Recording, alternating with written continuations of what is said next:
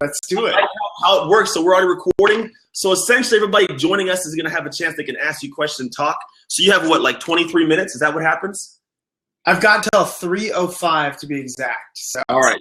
So this is anybody that doesn't know who you are. I'm going to give them a brief input. Dr. Isaac is an amazing human being. I met him at something called Archangel Academy. And Archangel Academy is the thing where you bring these cool entrepreneurs together. And he led a table where he was talking about, more in-depth information on how to be a superhuman from physiologically to psychologically than I'd ever heard anybody talk about. So I was like, I got to bring you on this podcast. So if you could, please, who are you? What do you do? Why do you do it?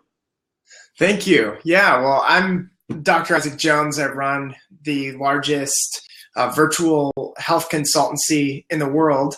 And we work with people from Saudi Arabia to England, all the way to Australia and Japan, and obviously across North America in these customized health programs where we are taking the future of healthcare and delivering it to people today. So we are creating some really amazing progress using lifestyle genetics, helping people shift their epigenome. Like you said, we address their psychology, which is a really important aspect of long-term sustainable transformation in their health. And we look at all of the factors that really underlie disease formation, because we know that, disease like heart disease, Alzheimer's, cancer, they start 15 to even 40 years before they get diagnosed. So the smart thing to do is to actually look at what's going on inside the body now, access a high level of performance and prevention, and then you can live a much healthier, longer life. I like that, man. Yeah. Much future thinking. It's kind of saying, hey, we're going to make you better now. Absolutely. That's what it's about. It's about taking what your God-given potential is and then taking it to the highest level possible. And if not the highest level, close to. So we're all about human performance at Designer Health Centers. And we just, we work as hard as we can, as diligent as we can to help you magnify and multiply who you are as a human being so that you can make a bigger impact in the world. Gotcha. So how do you first, if I'm a person, it's like, all right, it sounds cool. How do you first know, one, that you need to look into something? What are the common areas that most people struggle with or unaware of? What's an area that a lot of people have problems with that they walk in that door and they're like, oh my gosh, I never knew that was going on?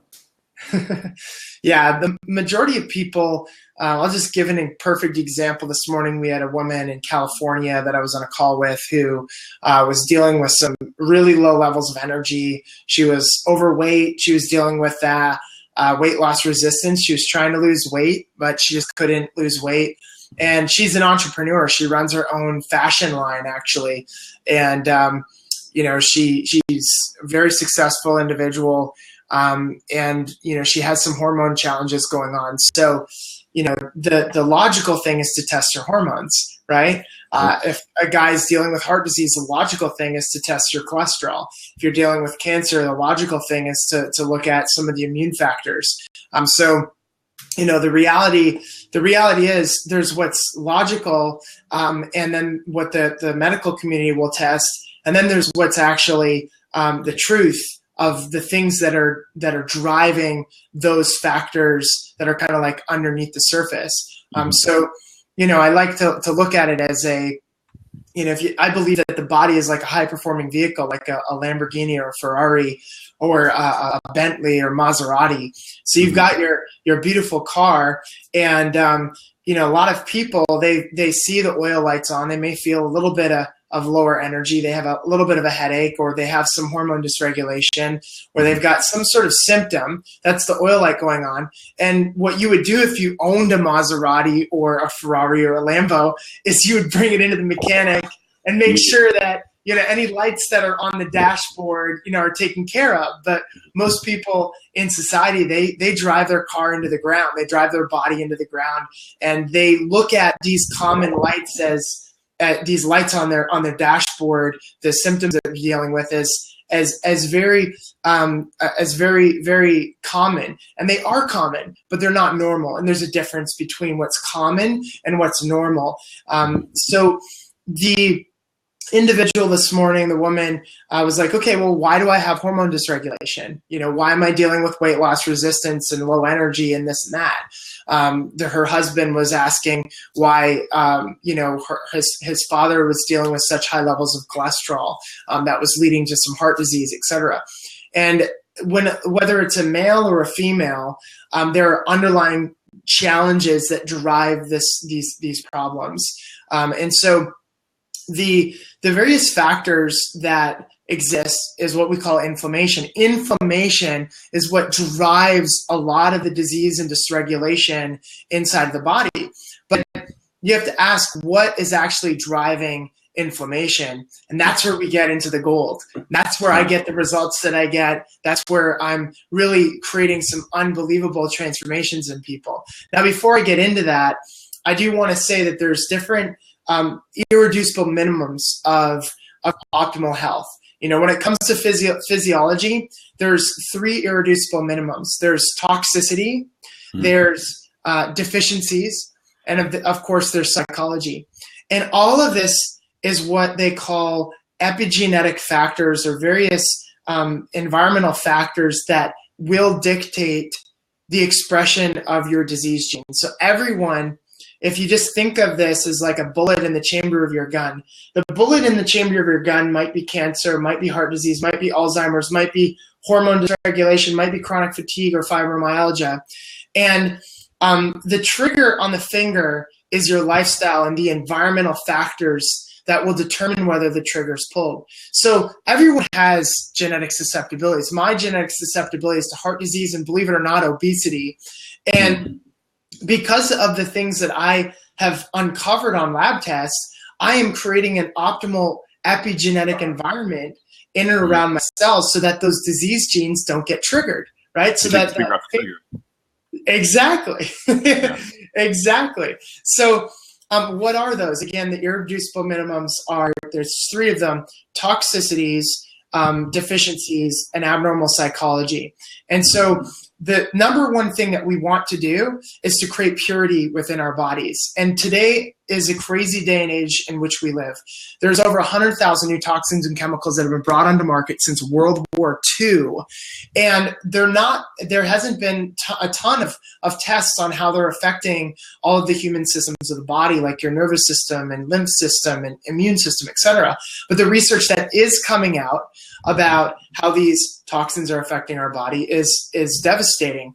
You look at autism, for instance. There's 1 every 3,000 kids had autism in the 1980s. Now it's 1 every 54, 59 kids, depending on what country you're looking at. I mean, that's insane. You look at Alzheimer's. Alzheimer's wasn't a very common disease, but now 1 in every 4 people by age 60 will have Alzheimer's, and 1 every 2 people have Alzheimer's by age 80. You look at cancer. 1 in every 2 people will get cancer nowadays. Heart disease, 1 in every 2 people will die from cancer, right? Yeah. Now, you look at children and what's happening with kids. Diabetes, for instance, that was like a disease that never really even existed in the 50s and 60s. But now 1 every 2 children born after the year 2002 will develop type 2 diabetes. So there's an epidemic going on, and toxins that are bioaccumulating and stockpiling inside of our bodies are, affecting our physiology, and it's been proven to cause more insulin resistance, which leads to metabolic syndrome and diabetes, and all these other performance decreasing issues like, a brain fog and decreased levels of energy, et cetera, causing hormone dysregulation, et cetera. So before going to the other 2, any other, do you want to stop me, create any clarity? I like to talk about. I know you have a fast-paced time too. Someone asked a question of, what do you think about cryotherapies for inflammation? Cryotherapy is amazing for inflammation. Amazing for inflammation. It stimulates various pathways within the body. It really increases thermogenesis in your body by stimulating what they call BAT cells, or brown adipose tissues, which is around the collarbone area and the top of your neck. The reason why it's called brown adipose tissue, or BAT cells, is the brown part of the adipose is actually all made up of mitochondria. So when you are essentially going into cryo, it's stimulating the metabolism within the mitochondria. It really pumps your lymph system beautifully, and it kind of creates a little bit of a detox effect. But I just wrote an article at superhumanentrepreneur.com on cryotherapy. Believe it or not, Tony Robbins, this is his morning ritual. He goes into his cryotherapy chamber, and that's what it was about. Now, I don't know if my team has it out right yet. Perhaps it came out today. It might come out tomorrow, but it is going to be coming out very soon. Okay. To look at all the benefits of cryotherapy. Let me just look really quickly. Yeah, I'm looking because I'm on your site right now. Trying to see if I can find the link. Yeah, exactly. So cryotherapy is really good. Those are all biohacking kind of lifestyle strategies. So there's kind of like the strategies that you would want to use to remove toxins out of your body. There's the strategies, like I said, when we're talking about toxicities, there's two kinds of toxicities. There's inert, which is non-living toxins, which are environmental toxins, and there's living toxins, which are what we call biotoxins. And these are like candida bioaccumulation and mold and bad microbes within your body. It's actually such an amazing science that the National Institute of Health has invested millions of dollars into the Human Microbiome Project. The Human Microbiome Project is looking at how the bacteria in your body will impact the expression of your genes, will impact the regulation of hormones, will impact a ton of different things within your body. For instance, if you take antibiotics, they never knew for years why antibiotics made people fat.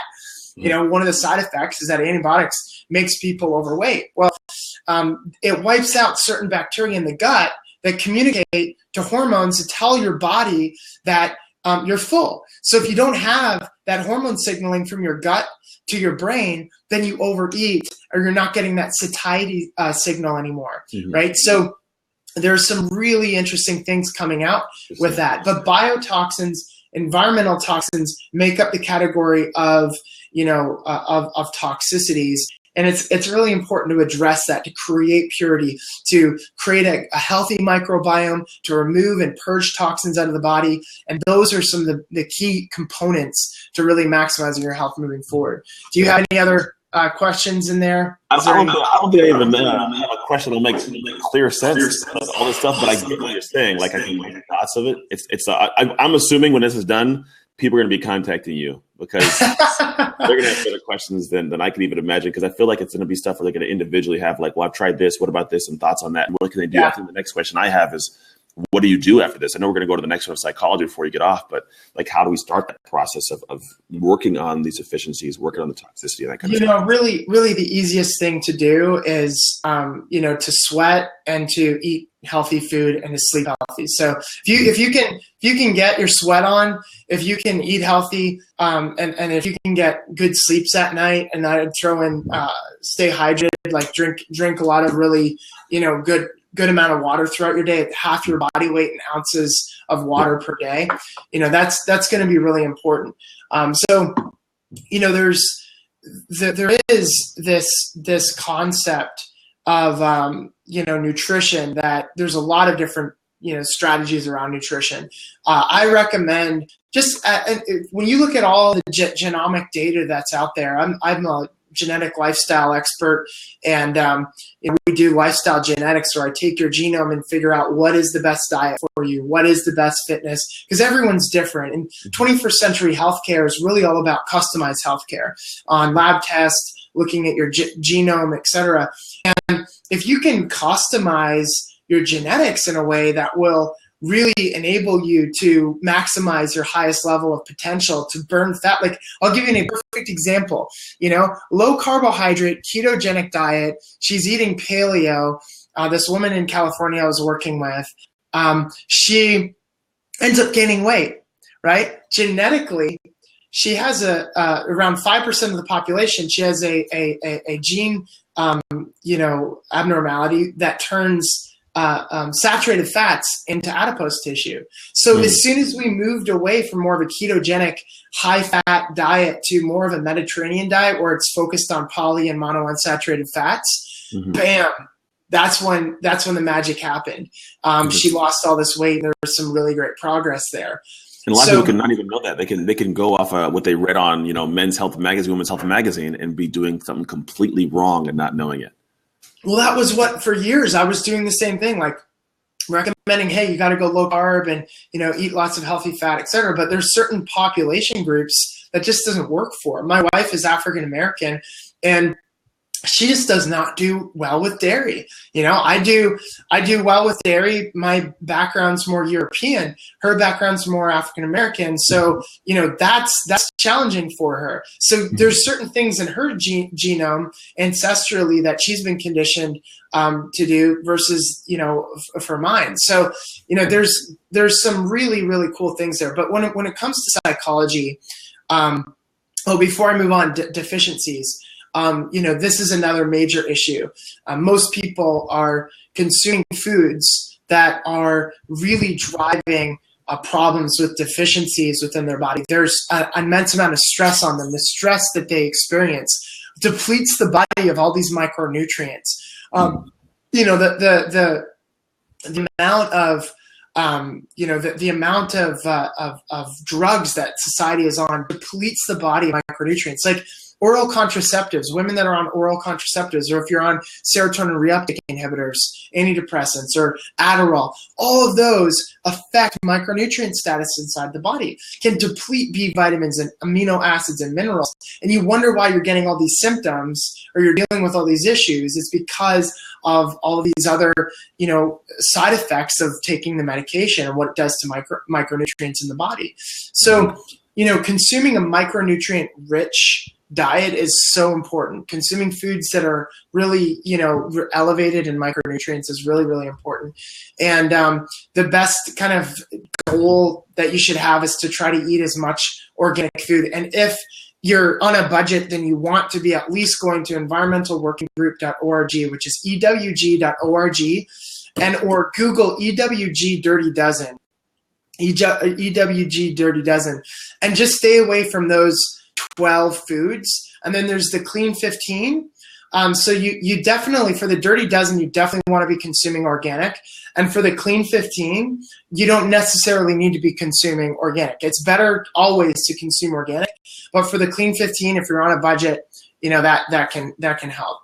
Can you elaborate on deficiency part a little bit more? I think you did it, yeah. Yeah, sure. So I would love to elaborate a little bit more. Deficiencies of vitamins, minerals, amino acids, carbohydrate metabolites. For instance, if you have if you are over consuming sugar, that depletes a mineral in the cell called chromium that then turns your cell on to developing issues like diabetes and metabolic syndrome when you're over consuming sugar.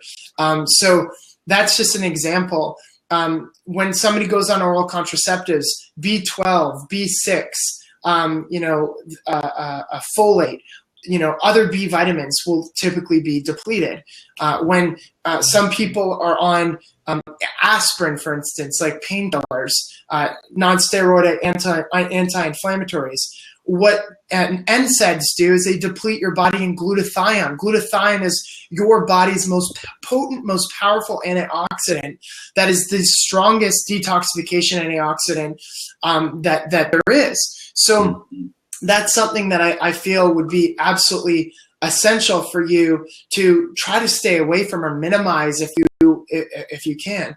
And then obviously there's things that you can do, like going on a specific supplement for the deficiency that you're on, which is why lab testing is really good, which is what I do in my business. I test your genome, your micronutrient deficiencies, your toxicities, etc., so that we can see what is going on within the body and then create a customized approach to transformation moving forward. Can you share with the doctor that my numbers for cholesterol are excellent, but I cook with real butter and I'm a huge meat eater. For some reason, my body craves meat way more most women that I know, can he explain why my cholesterol is great despite my diet? So cholesterol doesn't necessarily mean that you're that you're healthy. High cholesterol versus low cholesterol, right? So the traditional I would say lie or myth that they've sold you, the bill of goods that they've sold you in the medical system, is that anything over 200 is going to cause heart disease. Well, guess what? More than 50% of people that have more than 50% of people are dying with low cholesterol than high cholesterol. It doesn't matter what level your cholesterol is. What matters is the size particles of the specific kind of cholesterol that there is bioaccumulating inside of your body. It's the sizes. So the analogy that we use is, if you look at a highway, right? If you look at a highway and there's a traffic jam on that highway, would it make sense to count the number of people in the cars and the buses to determine how bad the traffic jam is? No, you'd want to see if there's a tanker on the highway or a freaking transport truck, that's across five lanes. You want to see the size of the cars that are blocking the different lanes to determine the severity of the traffic jam. Well, the medical system, they tally up the number of people in the cars versus the size of the cars on the highway to determine, what's causing the traffic jam. And so that's what we need to do. We need to look at, the size particles of cholesterol within your body. And I think that's what's going to give you the understanding of what is underlying heart disease. But honestly, butter, real grass-fed organic butter, I love it. I consume, pallets of it a day. Not pallets. That'd be a little bit much, but I'm a big fan of grass-fed butter.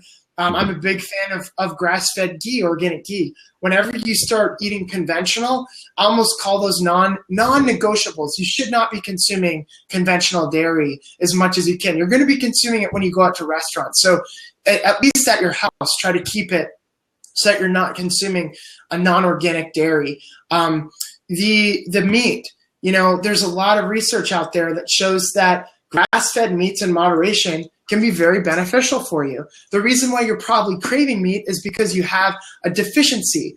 Meat is very high in certain B vitamins, and you may be so deficient because of the stress in your life of certain Bs that your body innately is telling you to eat more meat. So again, you may have a compensatory mechanism innately developing within your body that's being created. I love this. I've never done this before. This is like addictive. Isn't it cool? You guys are like sending me messages, getting like likes and stuff. I mean, that's crazy. It's really a cool little platform, man. And I know you got to you want to, do you have time to go into the psychology aspect quickly, or do you not? Sure. Yeah. So this is really the key aspect to long-term sustainable health transformation, because you could eat the right food. You could learn everything that you need to learn about fitness and nutrition and biohacking and all of this stuff that I love. And if you don't have the right psychology, then you're never going to create sustainability in your health. So most people beat the crap out of themselves internally. They're their own worst critic. Anthony, I know that you and I were talking about this on my podcast just the other day, and how you broke through that and got to an entirely new level of performance, which I'm really proud of you and excited, because it's kind of proving my point that psychology plays a critical aspect in sustainable transformation long term. Because who wants to make change in their life if it's not going to be sustainable? You can lose 40 pounds in 40 days, but the majority of people that lose 40 pounds in 40 days don't keep that 40 pounds off, right? So we want to make sure that it's sustainable in the long term. And the way that we do that is we look at our identity. It's called identity-based psychological transformation. Identity-based psychological transformation.